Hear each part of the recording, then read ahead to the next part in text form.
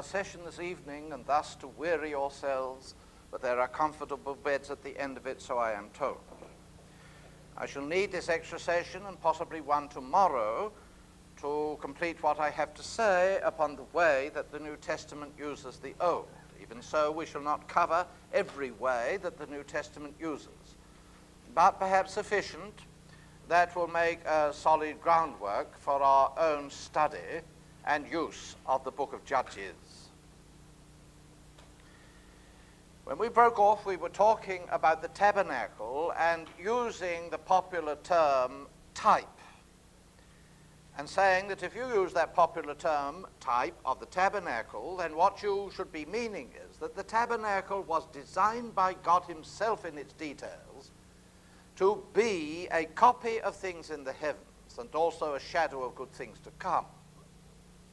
In that it would differ from many an historical incident in the Old Testament in the lives of people like Abraham or David or Joseph or Isaac and so forth, which weren't designed by God in all their details like the tabernacle was, but nevertheless show in some instances, in some details of their living and their experience, show certain basic principles that were later to be fulfilled at a higher level.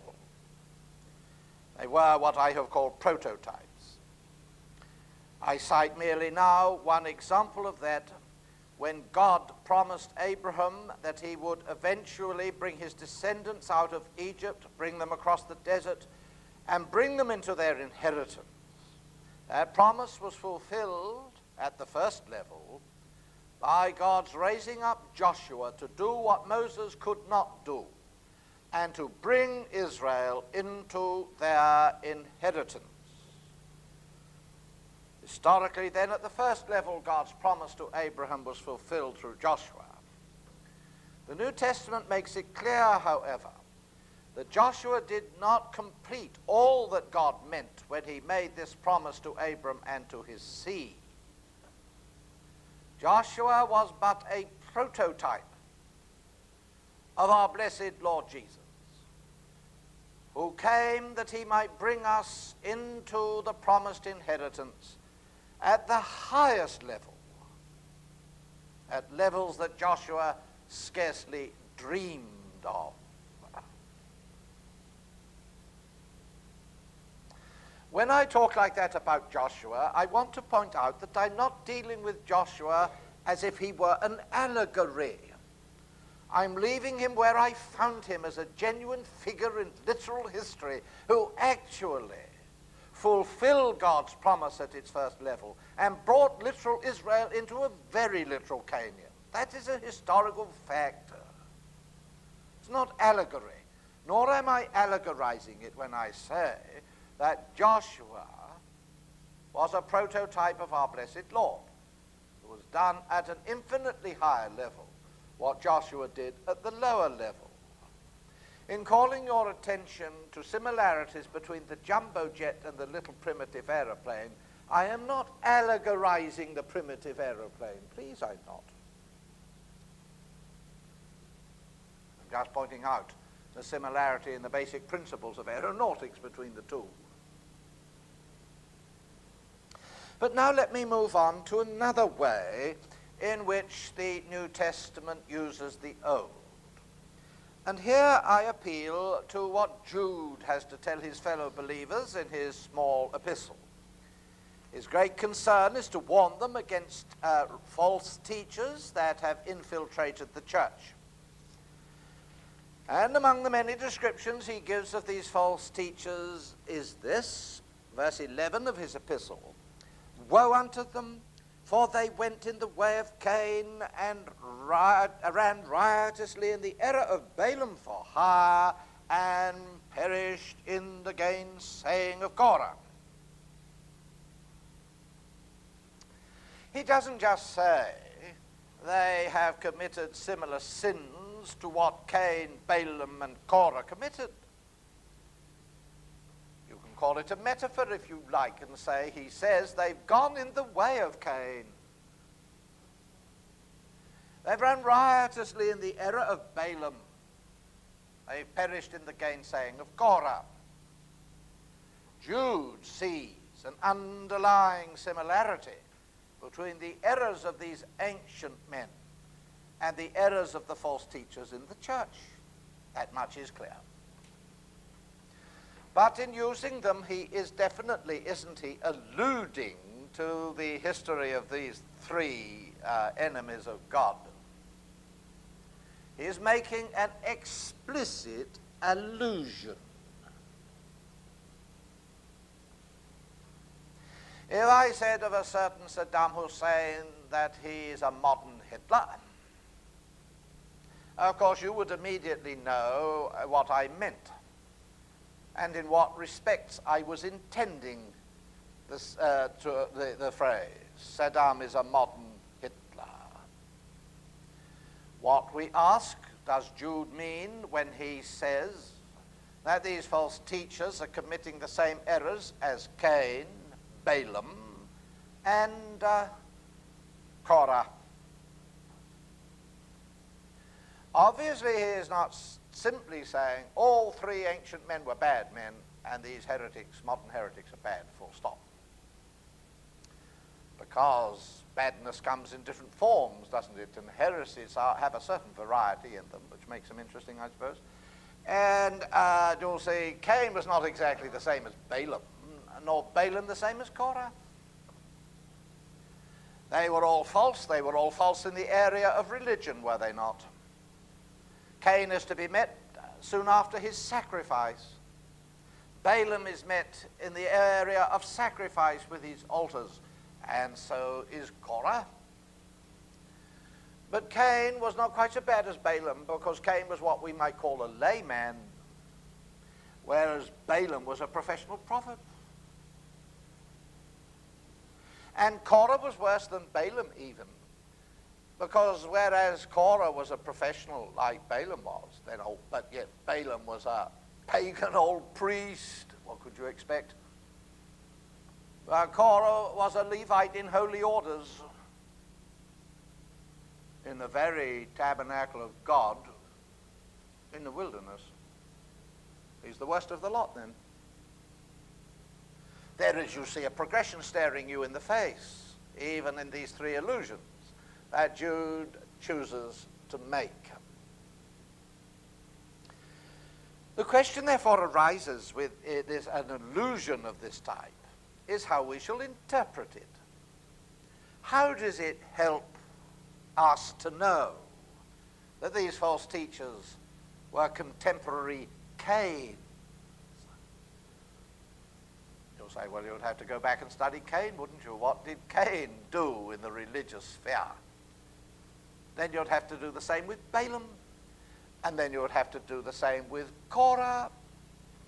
You would have to take the Old Testament history then very seriously and not jump to conclusions. If I say to you Saddam Hussein is a modern Hitler, and you say, excuse me, I don't know who you're talking about, who's Hitler, who was Hitler?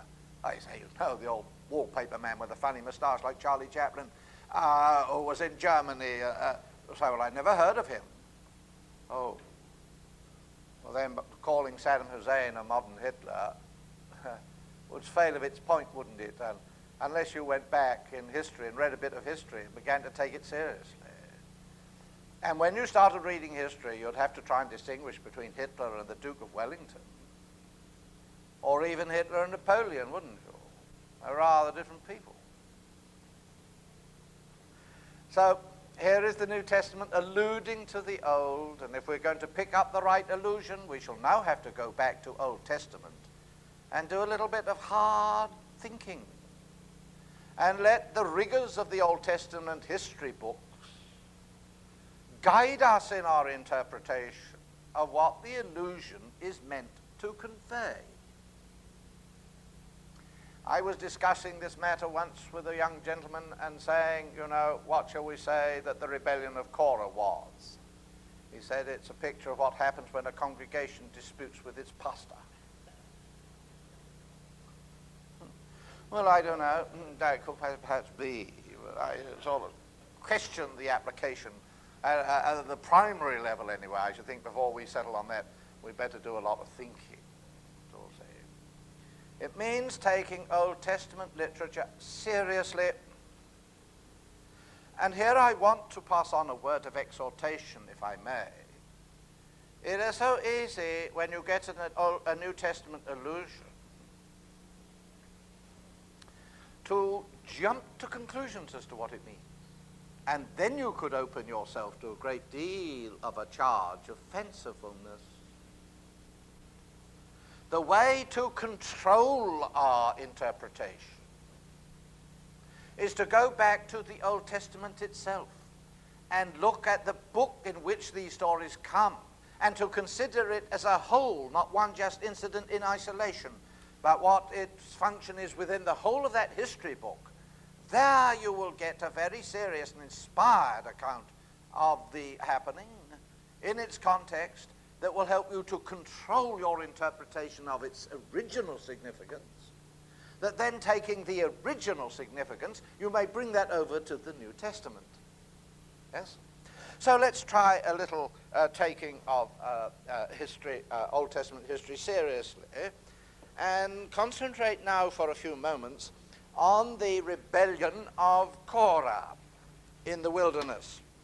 But let's go back to the book of Numbers from which it comes. Is that thing working properly? It is? Oh.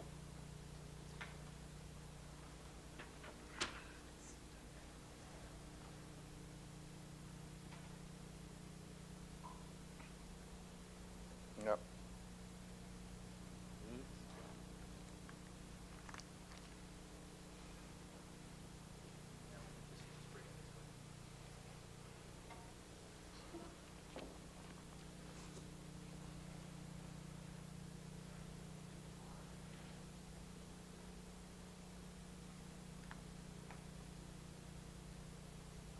Righty-ho. The story of the rebellion of Korah comes, as you know, gentlemen, in the book of Numbers and in the second half of that book. The book of Numbers is in two parts.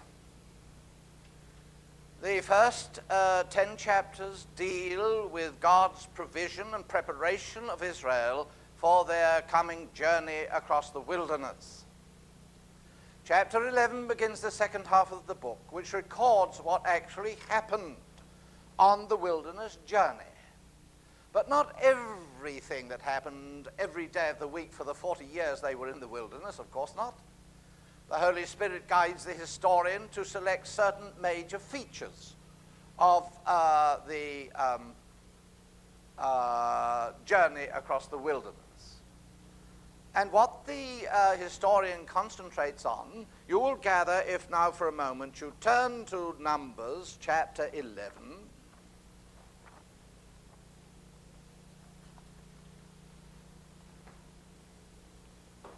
And follow the major themes of the book from that point onward.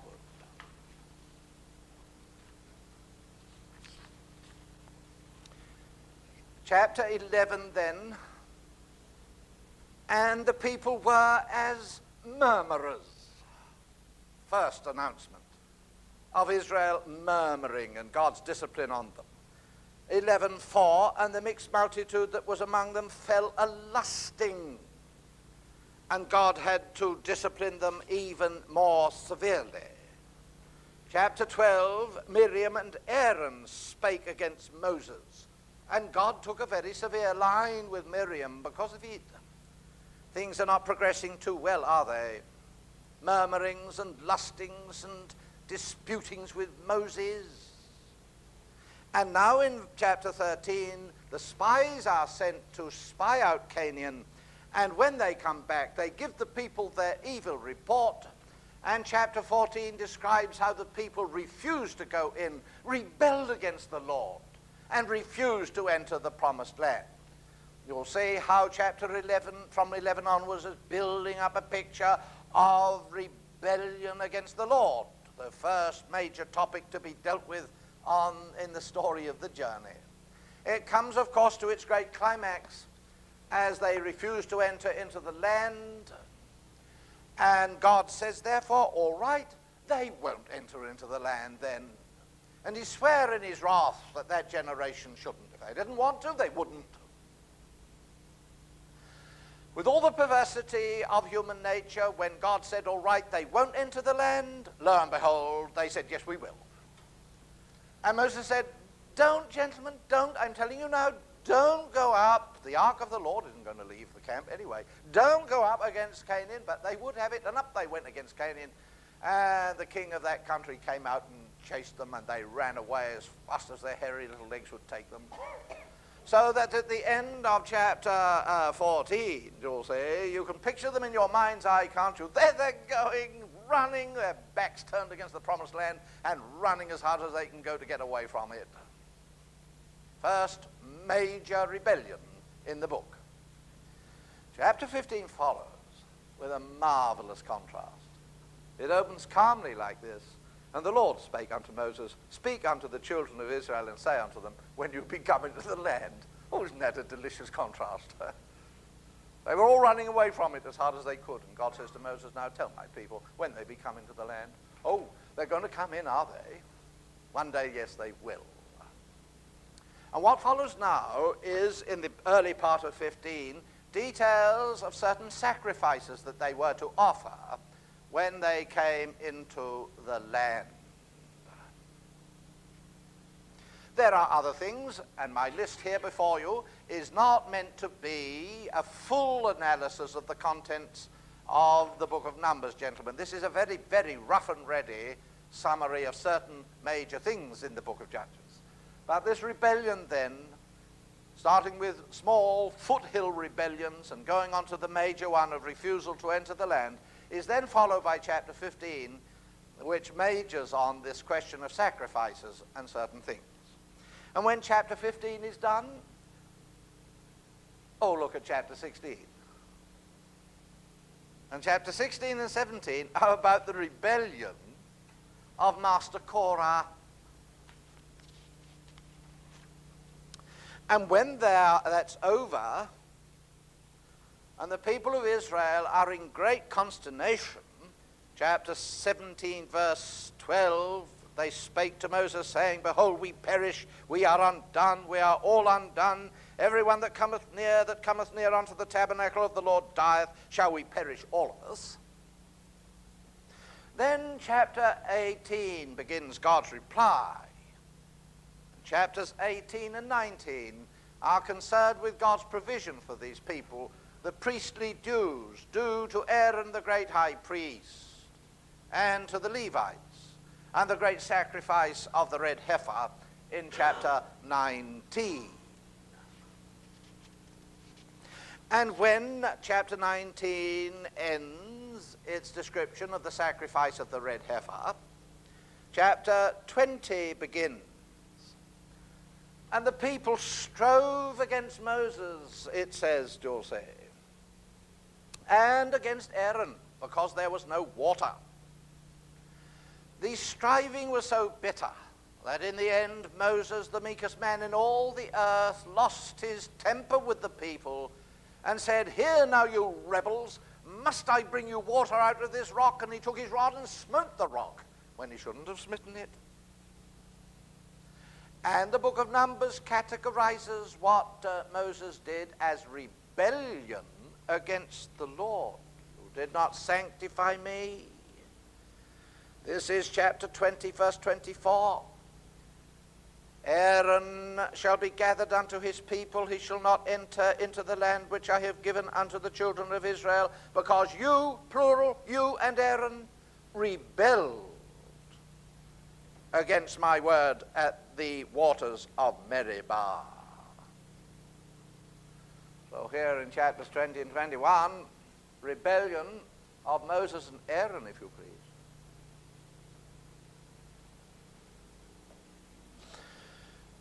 And when that is over, chapter 22 comes along, and it's the story of Balaam.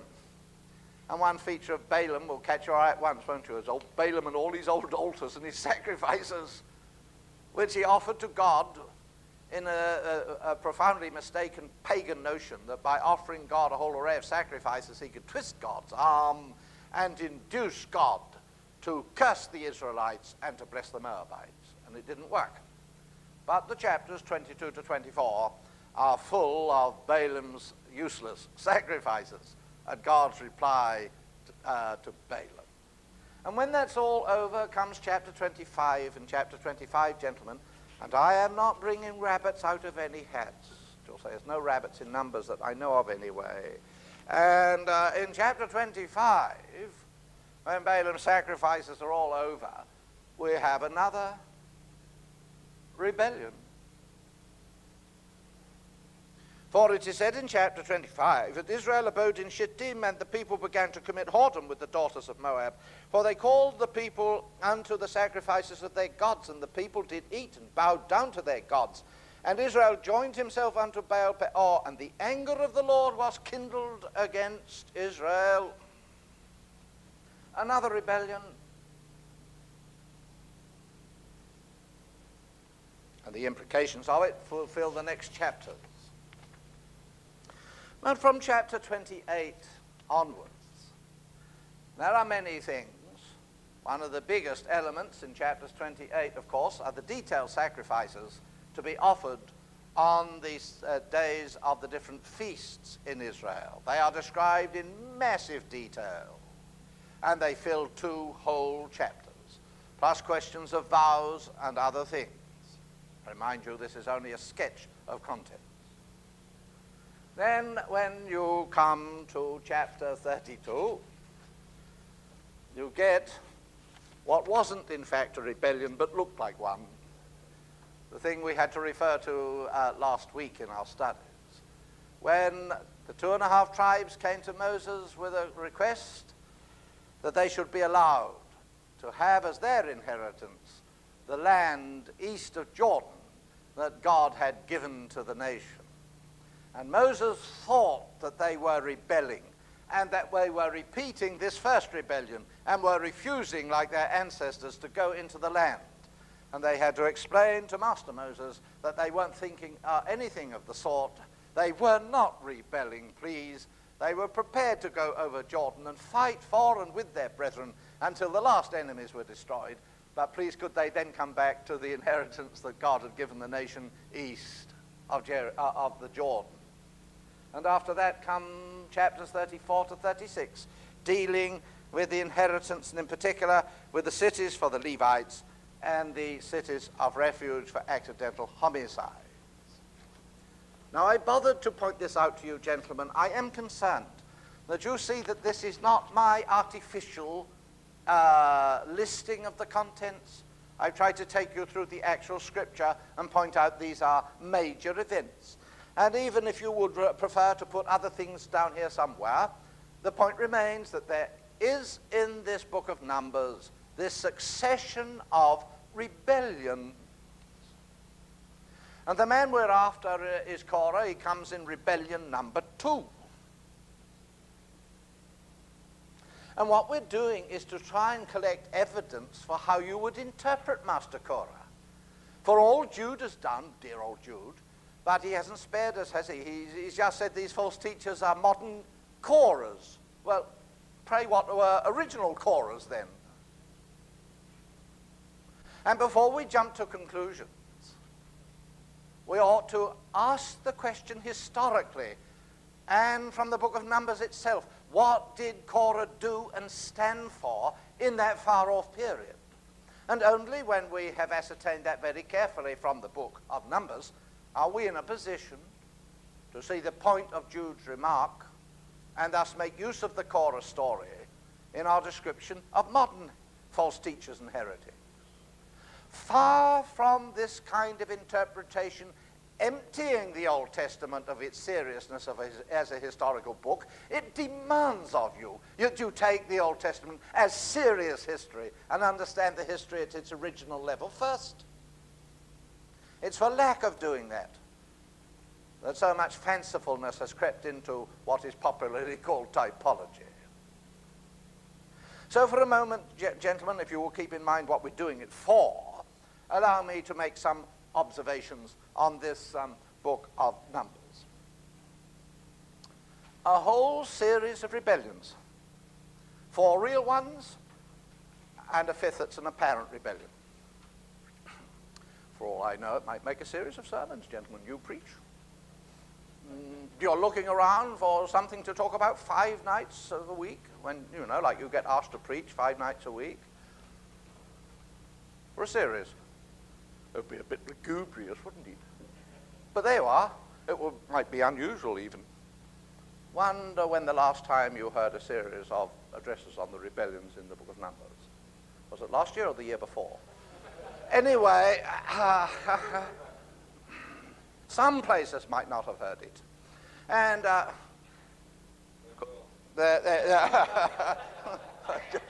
you'll see.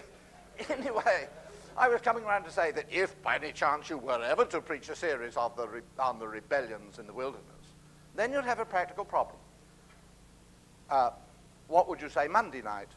First rebellion. They were a bad lot, these Israelites in the wilderness, and disobedient, and went to the pictures and used too much television and cheated on the stock exchange and refused to go into the land. Don't you be bad like them, you be good. Well, that would make a nice sermon, wouldn't it? Yes. Righto. But whatever would you say Tuesday night?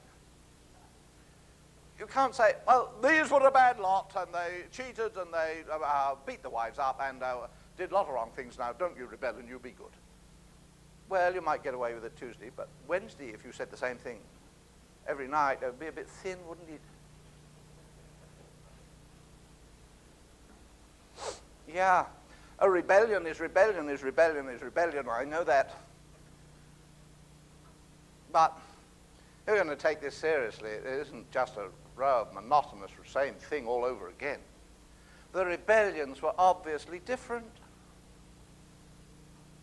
They were all rebellion, but you're not going to accuse Moses and Aaron of rebellion in the same sense as the refusal to enter the land, are you? Or to put Moses with Korah. After all, the earth didn't open up and swallow up Moses. God buried him. So the very book itself is driving you to do a little differential diagnosis, gentlemen. And you'll have to do it if you're going to give a sound answer to Jude, you know. What is the gainsaying of Korah? I think I used it last week. Let me use it again. The tool that doctors use in diagnosis, differential diagnosis, is a very useful tool for students of Scripture, you know. If 3 men come to a doctor and present with a sore throat, the doctor, let's hope at any rate, does not say, all sore throats, each take a bottle of Aspros each. No. I first of all examines each one separately, because while they've all got a sore throat, the cause may be different. This chap has been shouting at one of these football matches, you'll see, for his heroes, and he's gone raw of the throat. He needs to be sent to bed with a hot drink, you'll say, and taught sense, you'll say, and that's that will cure him. And the second man, however, no. It's different with him. He, poor man's got laryngitis and will have to be given some antibiotics. And this third man is more serious. The doctor takes a swab and sends it up to the laboratory. He fears the man may have cancer of the throat. How did he do that? Well, you see, he first of all said it's sore throat, but then he looked at all the other particulars. You'll say, sore throat here, but there's no lumps, and there's no evidence of infection in this chap. You'll say, and what's he been doing? He's been to this football match. Oh, well, that explains it. This chap, his tonsils are terribly swollen. He feels the glands in his neck. Oh, dear, the glands are swelling up. There's poison in the system. This man is sore throat. Oh, but there are certain other telltale features as well in him that weren't in him, you'll see. Differential diagnosis. You've got to do it with a series of rebellions, haven't you, to see what their point is. They were all rebels. They weren't all guilty of the same rebellion.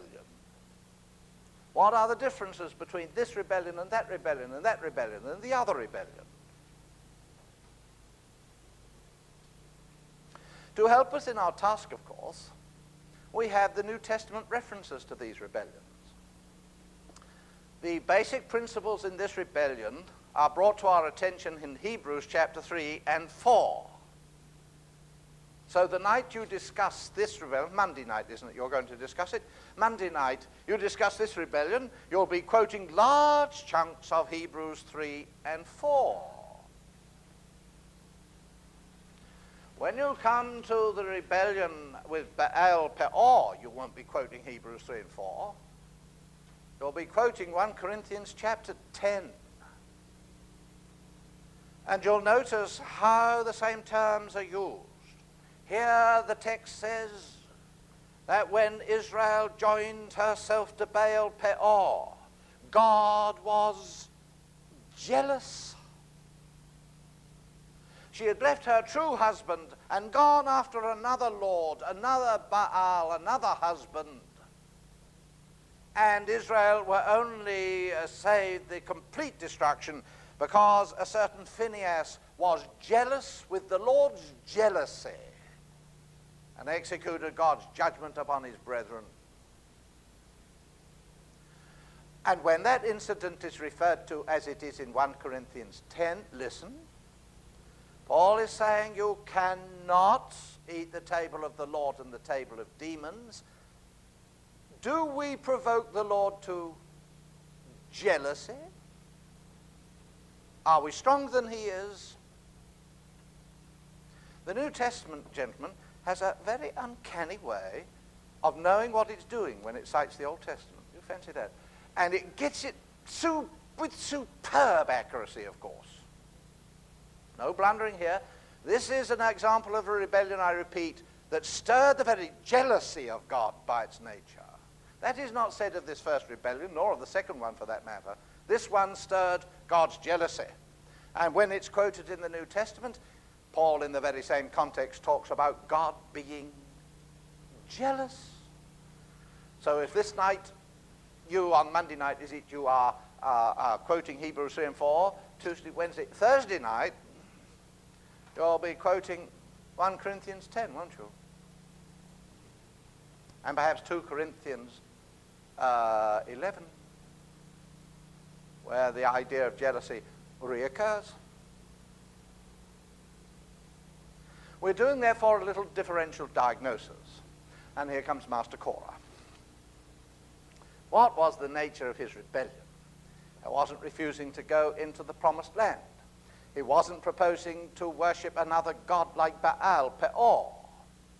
Well, what did he do, and what was there so serious about what he did?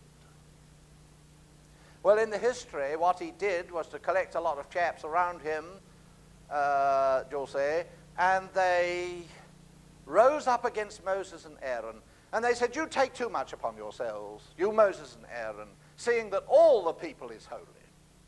They rose up to dispute the authority and the office of Moses and Aaron. Korah was a Levite. Moses were Levites, of course. They came of that tribe.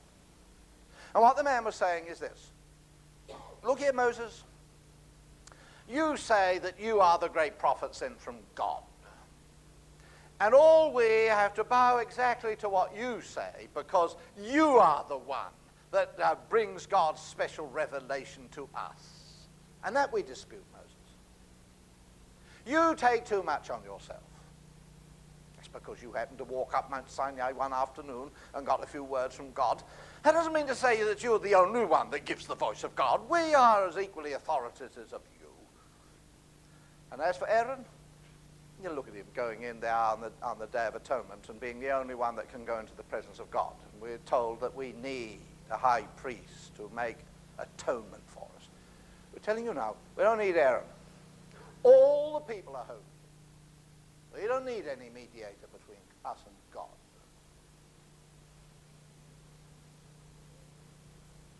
They disputed the apostle of their faith, that is Moses, sent from God. And they disputed the high priest of their confession, that is Aaron. Very modern men they were. And I must resist the temptation to go further and to discuss their details. But you'll see, it is that the New Testament fastens on, isn't it? They have perished in what of Korah? In the gainsaying, Old English gainsaying, which means to say against. You'll say, rebellion, if you like, but disputing with Moses and Aaron and denying their authority. You'll say, the gainsaying of Korah. Now that's very interesting because the New Testament itself uses that same word. It's the Greek word antilogia. And the New Testament uses the word antilogia in other places.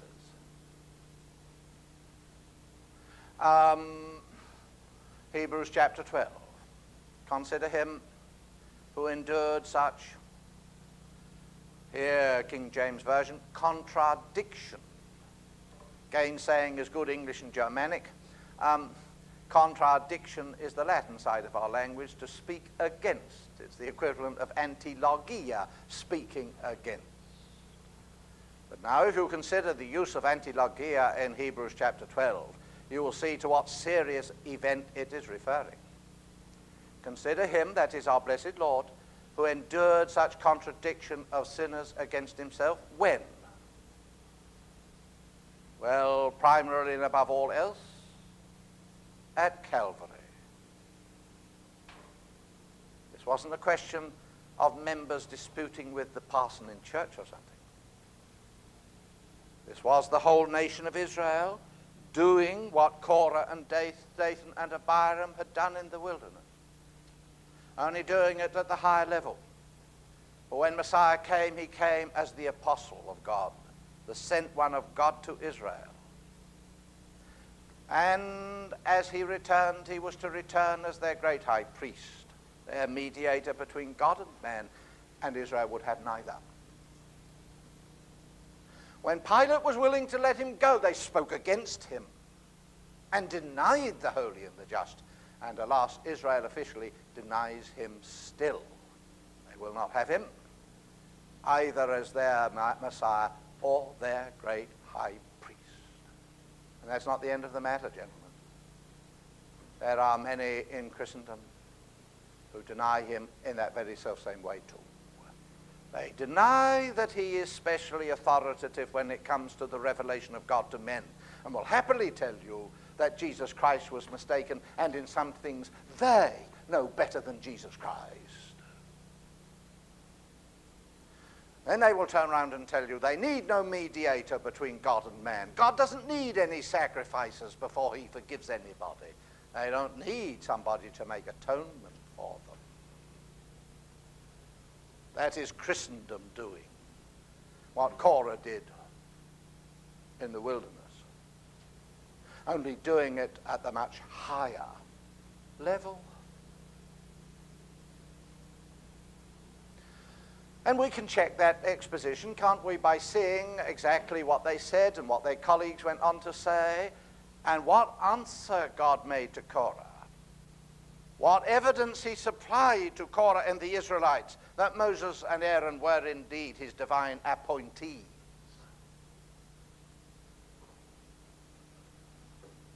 But it's a very different rebellion from either the refusal to enter into the land or the rebellion that Moses and Aaron fell into when under tremendous pressure in the wilderness. And the difficulty of the way, and the unreasonableness of the Israelites, and people like Balaam butting around, using black magic and calling upon satanic powers to curse Israel. And temporarily and for a moment, Moses and Aaron crumbling under the pressure and losing their tempers, falling into a certain kind of rebellion. Gentlemen, before you blame them too badly, think of yourself. And remember what you who have praised God here today might experience next year. And how you too might be so downcast and pressed beyond measure that you might be tempted to rebel in heart and perhaps in tongue against the ways of God. Incidentally, gentlemen, of course, the whole thing sets up, doesn't it, other questions, interesting questions. here, I mustn't be tempted there. But you'll say, just for completion's sake, here they refuse to enter in, and the last thing you see of them at the end of 14 is running away, to be followed immediately by God's word to Moses, and when you become into the land. I like the kind of contrast. And here come sacrifices when you become into the land. And the thing is such a contrast to this refusal to enter in that you begin to ask yourselves questions. Oh, and has what God says in 15 anything to do with what happened in the immediately preceding chapters? Has it? Yeah. Well, when you're finished with the rebellion of Korah, of course, the people are in such consternation, they say, we shall die. And God repeats his appointment of Aaron and the Levites and deals with the sacrifices. Yes, chapters 18 and 19 are an obvious reply to the rebellion.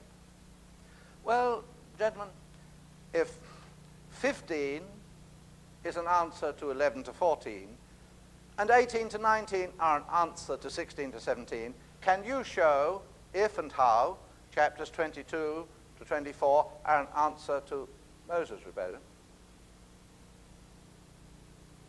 Can you show how chapters 28 to 31 are an answer to the rebellion of the Baal Peor? Perhaps they're not. It might be worth investigating nonetheless, wouldn't it? But we mustn't be tempted to dwell on things like that. I'm coming to the end of your endurance and due to the end of the evening. And the point I was making is this. We must beware of fancifulness, of course we must, in the interpretation and application of Old Testament. We must not jump to conclusions. If we would properly understand what Jude is saying when he characterizes false teachers, some of them as being modern Korahs, then to interpret that allusion properly, we must take the time to understand what the ancient Korah stood for. And part of that process will involve comparing his rebellion with the other rebellions. So by dint of differential diagnosis, you may come up with what God intended when he troubled to write about Korah's rebellion and compared and contrasted it with the other rebellion.